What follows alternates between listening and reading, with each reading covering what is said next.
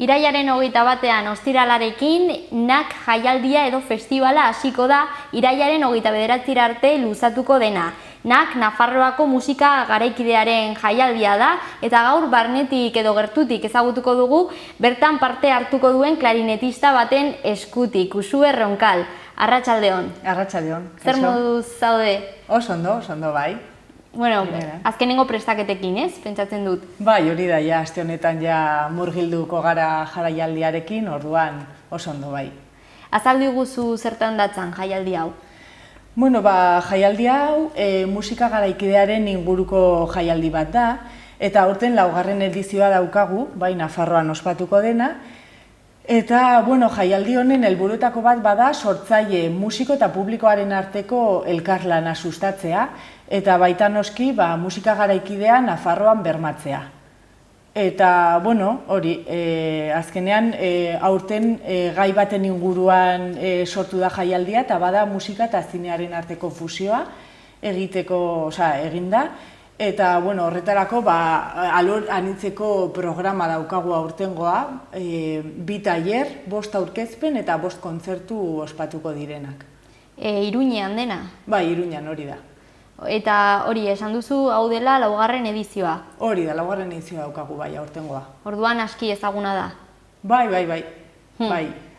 Hori, orduan, musika mota, musika garaikidea esaten du izenburuak, konta iguzuz, zehatz-mehatz ze musika mota da hori? Bueno, gaur egungo musika da, eta oso interesgarria da, zeren eta musikoa naiz, eta zentzu horretan baukazu aukera konpositorearekin egiteko, musika eta entsaioa konpositorearekin batera egiten dira, eta orduan elkarlana eta kooperazio lan bat egiten da elkarrekin, eta hori oso interesgarria da.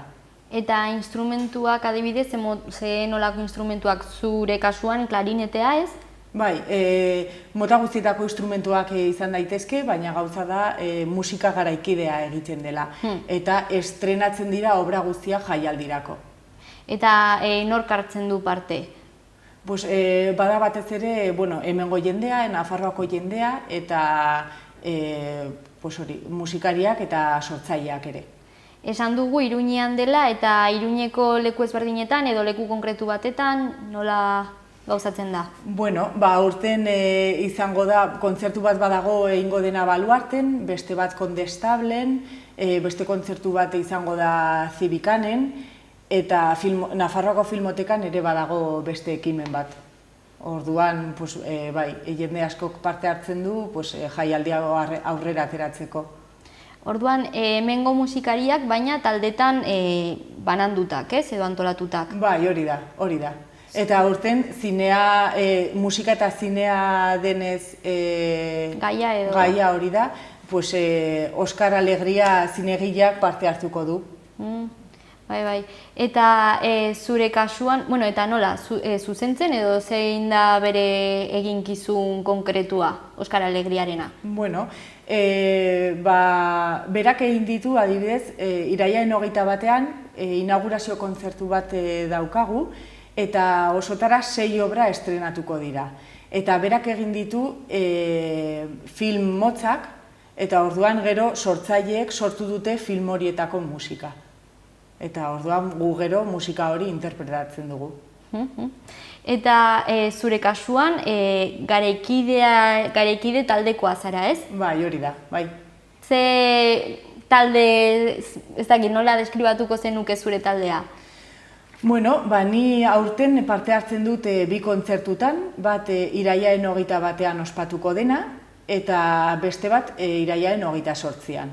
Lehenengo kontzertuan joko ditut 2 obra, estrenatuko ditut, eta bata izango da Yolanda Campos sortzailearen obra izango da, Zaldidantza izenekoa, eta bestea bada Philippe Laval izeneko konpositorearen obra bat estrenatuko dut ere, hori 21erako. Eta gero 28ean estrenatuko dut beste obra bat Sergio Blardonirena. Eta esan duzu hori, gai nagusia dela zinema, eta nola ikusten da hori? zinema, bueno, sortzaileak, zuzendariak aipatu dituzu, eta nola elkarlan, bueno, esan duzu ere proiektatuko direla laburmetraiak, ez? Bai, hori da. Eta zuek orduan musika jartzen duzue? Bai, hori da. Musika zuzenean izanen da, eta gero pelikulak ikusi aldira zuzenean, ez? Eta nolakoa izan da zuzendariekin edo zinemagileekin elkarlan hori? Bueno, polita, bai, baina batez ere gu musikariak lan egiten dugu batez ere sortzaileekin, musika sortzaileekin, bai. Eta orduan, 21ean lehendabiziko kontzertua, orduan estreinatuko duzue jaialdia? Bai, hori da, bai. Eta nola sortu zen garaikidea taldea hori ekimena edo? Bai, taldea sortu zen 2010 urtean, elkartu ziren Nafarroako musikari eta sortzaileak, eta nahi zuten, musika garaikidea sustatu Nafarroan, ez? Eta batez ere, urtez helburua bazen musika garaikidea bermatzea Nafarroan. Eta, arrez geroztik garaikidea kultur elkartea sortu zen, eta, haien helburua bazen sortzen zen musika guzia aukera eman biblioteka virtual batean sartzea eta edonork hartzezan, partitura horiek. Eta, hori hor sortu zen. Eta hasieratik jaialdi honetan hartu duzue parte? Bai. Eta ze publiko motari zuzenduta dago zuen taldea eta jaialdi hau? Nire irudikoz, musika garaikideak ez du publiko zehatzik. Egia da, geroz eta jende gehiago etortzen ari dela jaialdi hauetara, eta bermatzen ari dela Nafarroan. Eta, nik uste dut, esperientzia polita dela sentsazio desberdinak sentitzeko aukera ematen duelako, kontzertu hauetara etortzea, eta horrexegatik entzule irekia baldin bazara, gomendatzen dut esperientzia hau bizitzea. Bai, azkenean artearen adar ezberdinak daudelako horrez, ikusentzun, hor ere ikusentzunen barne ikusten da entzunezkoa dagoela, batu zarete hor, polita izango dela, bai. Bai, hori da, bai, eta azkenean, ez dakit, arlo guzi, arte ezberdinak elkartzen ditugunean, mezu bakar bat bidaltzeko, oso polita da, bai, hori egiten denean. Eta zure parteidetzari dagokionez, hori bi egunetan parte hartuko duzu, esan duzun bezala, eta bietan talde berdinaren barne, garakidearen barne. Bai, hori da, bai. Eta orduan, ez dakit ze espero duzu, nola ikusten duzu izango dela aurtengo esperientzia? Nik uste esperientzia polita izango dela eta urtero bezala esperientzia desberdinak bizitzen ditugu, aurten adibidez zinearekin esperientzia ezberdina izan da, eta beti ere elkarlanean egotearena sortzaileekin hori oso esperientzia polita da, orduan ondo aterako darena. Orduan, aurten zinema eta orain arte adibidez pasaden urteko gaia ze gaia zen? Bazen musika eta elektronikarekin. Eta orduan ere zuentzat esperientzia erabat aldatzen da, ez? Urte batetik bestera pentsatzen dut. Bai, hori da, bai. Eta aurtengo edizioari dagokionez, nolakoak dira adibidez, nolakoak izan dira entseguak edo izaten ari dira? Izaten ari dira gogorrak, baina politak aldi berean, ez? Zeren azkenean, nik uste dut, kontzertua garrantzia daukala, baina egin dugun lana hori da politena azkenean, ez? Entseguak, egin ditugu nahikotxo, eta daramatza askigu 4 hilabete lanean, eta oso gustora gainera, bai. Eta nork erabakitzen du edo nolatan erabaki da aurten hori, zinemarekin elkarlan hori edo aurtengo gaia hori izatea? Hori sortzaileek erabakitzen dute. Eta gero, sortzaile bakoitzak erabakitzen du bere instrumentazioa, zer behar duen eta bere obrarako. Sortzailea nongoa? Konpositoreak, Nafarroakoak, garaikideak elkartekoak dira. Eta hori orduan, zein izango da zuentzat zinemak egingo duen ekarpena aurten? Bueno, bai, azkenean, esan duguna, ez? Azkenean artearen beste adar bat dela eta ere zuen artean hor batuketa bat sortzen da. Bai, hori da. Eta orduan zehatz-mehatz zer da entzungo duguna? Zenbat abesti edo nola... Lehenengo kontzertuan, irailaren 21ean, hain zuzen, egongo dira 6 abesti berri, bai, Silencio se rueda izeneko proiektuan. Eta gero badago, irailaren 22ean, adibidez, Kuraia Ensemblea etorriko da baluartera, eta bertan 3 obra ezberdin entzungo ditugu, bai, sortzaile ezberdinetakoak. Haietatik Sonia Mejías, Maria Eugenia Luk eta Sergio Blardoniren obrak. Eta gero, irailaren 27ean entzungo dugu Nafarroako Filmotekan, entzuteko aukera izango dugu Nik duoaren obra berri bat, bai, sonorizatu dute El fantasma de la ópera izeneko pelikula. Eta guztiak berriak? Bai, guztiak berriak, bai, badira, jaialdirako sortuak. Eta hori, hasieratik lana sortzen denera arte nolako prozesua da? Bada nahiko gogorra, bai. Printzipioz, jaialdia bukatzen denean, ja hasten da hurrengo jaialdia prestatzen. Gutxi gora bera aukeratzen da zein izango den gaia, eta horren arabera ja hasten gara lanean, ez? Eta sortzaileak hasten dira obrak sortzen, eta ondoren ja entseguekin hasten gara. Baina bada urtebeteko lana, bai. Eta zuentzat zer suposatzen du festival hau? Bueno, ni musikaria bezala, esperientzia oso polita da, urtero desberdina, baina hala ere, urtero daukagu aukera obrak estrenatzeko, eta konpositorekin lan egiteko, eta gainera, nik uste dut musikara garaikidearekin ikasten dela teknika desberdinak, bai, instrumentuan jotzeko teknika horiek, eta orduan hori instrumentista garen ontzat oso interesgarria da hori jakitea, ez? Eta nola antolatzen zarete hori esan duzulako bukatzen denean jaialdia, ja hasten dela hurrengoan pentsatzen, eta gero hor musikari ezberdinak zaudete, gero daude konpositoreak, eta bar, hori nola antolatzen zarete denon artean?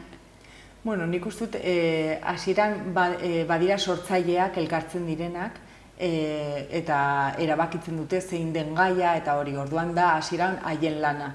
Eta gero ja gure lana hasten da beranduago, ja obrak sortuak daudenean, eta hasten gara guen txeguekin. Eta zinemagile ezberdinak egongo dira orduan, baina Oskar Alegria bai aipatu duzula lehendabizikoa, hori pizka bat dena zuzendu duena delako, edo nol? Zen, Oskar Alegria Iruñago zinegilea da, eta parte hartuko du inaugurazio kontzertuan. Bai, labur metraiekin. Hori da, bakarrik horretan. Eta orduan hori, nola bizitzen ari zarete azkenengo egun hauek? Urduritasunarekin, baina, azkenean irrikitan eguna iristeko, ez? Eta jotzeko eta dana ondo ibateko, gogoekin, bai. Orain arte, aurreko edizioak esperientzia bezala, ebaluaketa positiboa, edo zer ikasi duzu ez, nolako ekarpenak?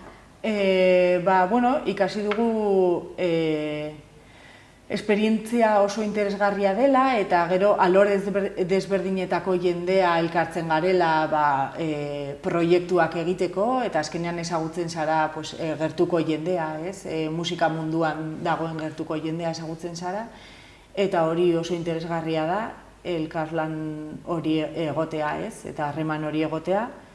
Eta geroz eta hasi ginen publiko gutxirekin, baina geroz eta publiko gehiago joaten da jaialdira, orduan pozik gaude hori musika garaikidea Nafarroan bermatu dugulako. Azkenean 4 urte badira, baina denbora gutxi oraindik ezaguna edo errotzeko, hori esan duzula, hasieran publiko gutxi, baina errotzen doa. Bai, hori da, pixkanaka, bai. Jendea ja ohitzen da musika hori entzutera eta esperientzia hori bizitzera. Eta galdetzen dute, beno, noiz bultatuko da NAK? Edo hori somatzen duzue ere urtean zehar jendea, edo ikusten duzue, hori emanaldietan gero eta jende gehiago dagoela. Bai, ikusten da, eta jendeak esaten digu, ez? Proiektu politak antolatzen ditugula eta... Urtean zehar jaialdi gehiago antolatzen aldituzue, emanaldiak, nola... Urtean zehar gaude hau prestatzen, batez ere. Eta gero gure artean hitz egiten dugu eta jotzen dugu, baina ez. Eta urtero partei desberdinak daude? Plantilla bada finkoa, bai musiko eta bai sortzaileen plantilla finkoa da, eta gero urtero ekartzen dugula, urten badaukagu aukera ekarri dute Burdeoseko sortzaile bat, Filip Labal izenekoa, eta Sergio Blardoni Madrilgo sortzailea ere, eta orduan, urtero gauza eta ekintza ezberdinak ekartzen dituzte, bai. Aberatsa, orduan. Bai. Ikuspuntu ezberdinak eta musika egiteko ezakitez, ikusmira ezberdinak. Hori da, bai. Leku ezberdinetakoak eta bai. Helburu berarekin, baina... Hori da. Eta nun kontsultatu dezakegu informazio gehiago edo programa? Garaikideak.com eta gero jaialdiari buruzko informazio espezifikoa jakiteko nakjaialdia.com. Orduan, bazortan dia aurten ere eta ikusiko zaituztegu. Bale, edo entzun, hobe esan da. Hori da, entzun eta ikusi aurten, biak batera, hori da. Beste bat arte. Bale, venga, mi esker, bale, agur.